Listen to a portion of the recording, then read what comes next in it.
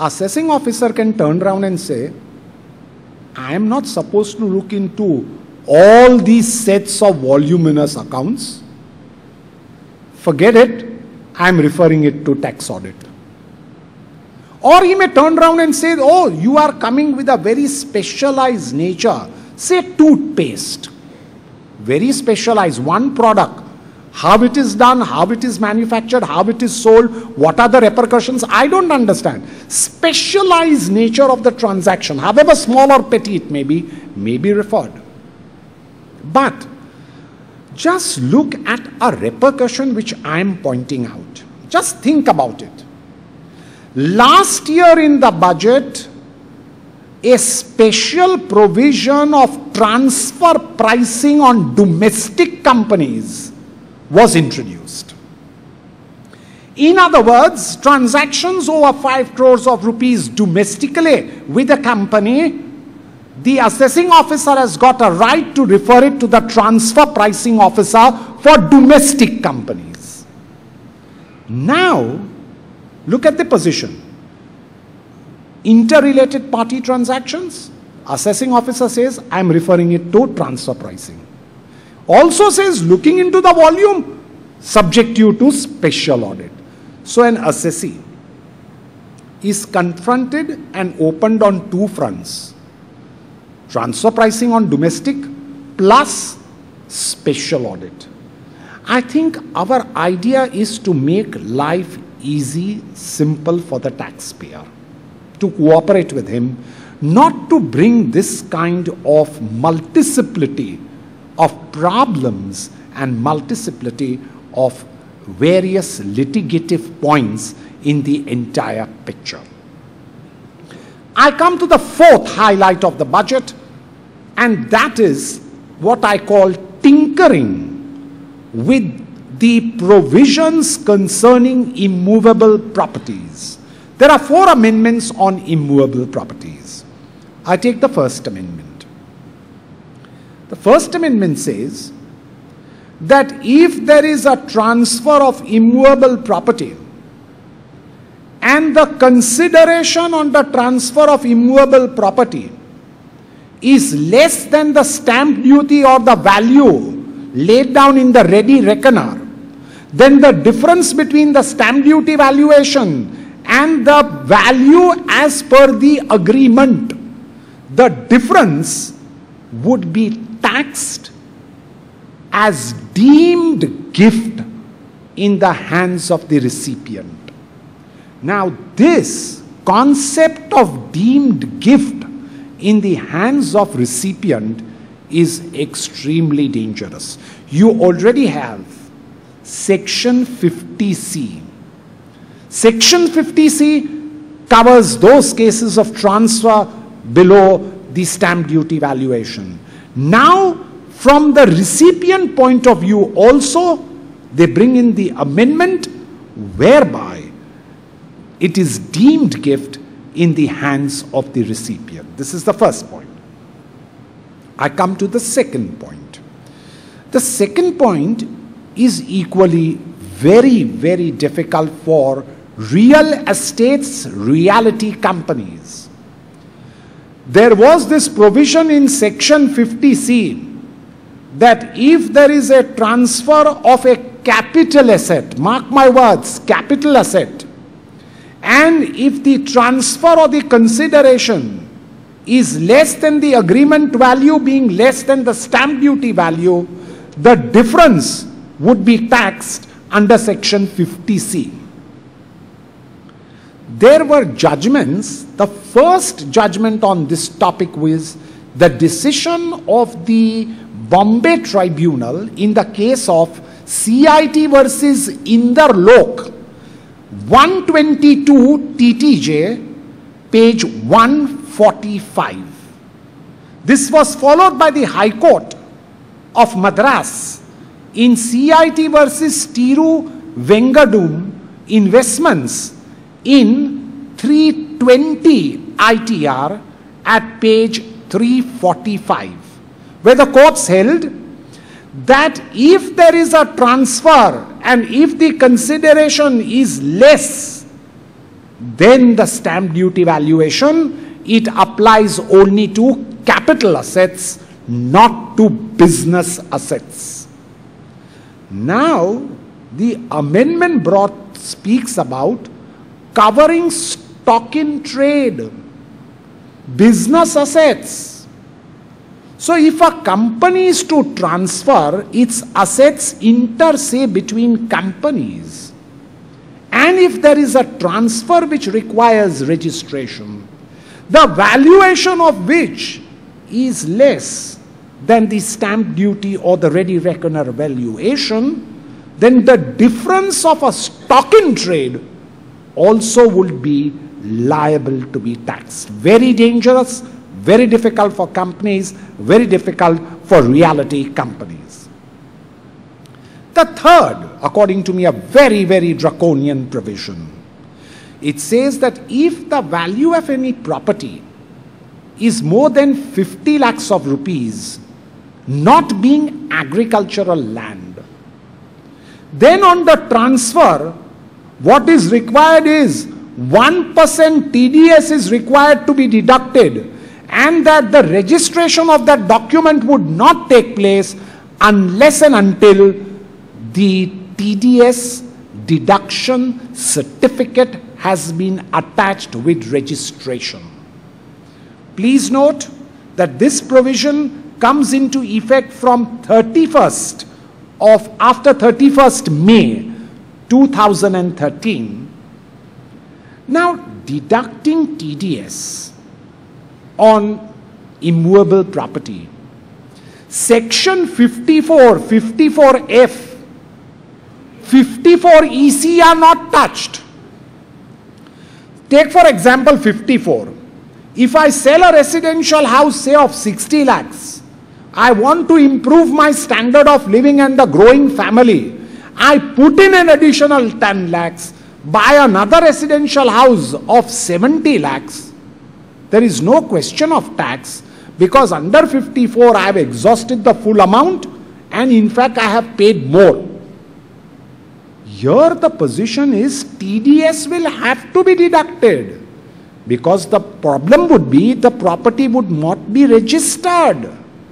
It is also clarified that between the agreement and the date of registration, it is the date of agreement that would be taken as the benchmark for valuation.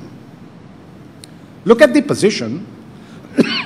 An honest man, an individual, sells a property over 50 lakhs, follows the advice of his chartered accountant. Therefore, first you must apply and get your TDS number. Then you sell your property. You have attached everything and finished. Very good. You are a retired man, simple man, no issues, no problems. Your number of TDS continues. Every year you will be visited with notices for filing your TDS return, because you are having a TDS number. So you will again have to run, get it cancelled. I think this is a problem for an honest individual man who wants to sell property. And today in any reasonable metropolis, prices of property would be over 50 lakhs of rupees. 1% TDS on this is really cumbersome, to put it very mildly. The fourth amendment, which is a good amendment on immovable property, is concerning the deduction on interest which is allowed to individuals and first-time home buyers, where two conditions are required to be fulfilled. The value of the loan taken should not be more than 25 lakhs of rupees, and the purchase value of the house should not exceed 40 lakhs of rupees. This is a spread over with a carry forward in the next year. Good provision, but you are entitled to interest deduction of 1 lakh of rupees over and above the 1,50,000, which is at present another deduction on interest for home properties. Only suggestion is, why restrict it, number one, to first-time buyers? Number two, why put the cap of 40 lakhs? Should be much more wider and better. This is the fourth highlight. The fifth highlight of this budget is the provisions concerning GAR, General Anti-Avoidance Rules. The only positive feature is that the Finance Minister has said that this General Anti-Avoidance Rules will come from 2013. We are therefore not concerned much. There is one point, SHOAM Committee report was brought in. It's an excellent report, and I think the SHOAM Committee report, if the recommendations are followed, I think we would be doing pretty well. The sixth highlight of the budget is buyback of shares of private limited companies. Let me just explain to you first this particular point. There is this buyback concept of unlisted private companies. What used to happen was, if prosperous private limited company was there, if it declared dividend, it would be subjected to dividend distribution tax. If it gave a loan to its director or shareholders, it would be hit by Section 2, 22, A, E, etc. Therefore, what was adopted was a mechanism of buyback of shares from the general reserve at a very high price. Therefore, in a buyback, what do you get? There is no dividend distribution tax, plus there is no attraction of deemed dividend provisions. Now what is brought out is a new methodology. Methodology which defines distributive income. It says that a company which buys back its shares, then the buyback price as defined in Section 77A of the Companies Act, as reduced by the cost of the shares issued by the company. The difference is distributive income, and that distributive income would be taxed at the 20% rate. Please note, the dividend distribution tax is at 15%. This is at 20%. Please note further the issues. Number one, this is an additional tax. It means that if it is an additional tax, a foreigner or a foreign company, because of its nature of additional tax, cannot get tax credit certificate to claim a corresponding deduction of tax in the foreign country. Number two, there is no benefit of indexation in computation of the cost. Number three, and a very important point, how do you compute the cost? Take, for example, a prosperous private limited company has originally issued shares at a premium. There are convertible warrants converted into shares. Then there is a foreign issue by virtue of which institutionalization, buying and others. So to take the cost of the shares would be a problem in its calculation. Next, one thinking on planning. If on those shares a debenture is issued and debentures are redeemed at a very high premium, then buyback of shares does not include a debenture. Just a point to think about it. But I think this provision is reasonably difficult for private limited company.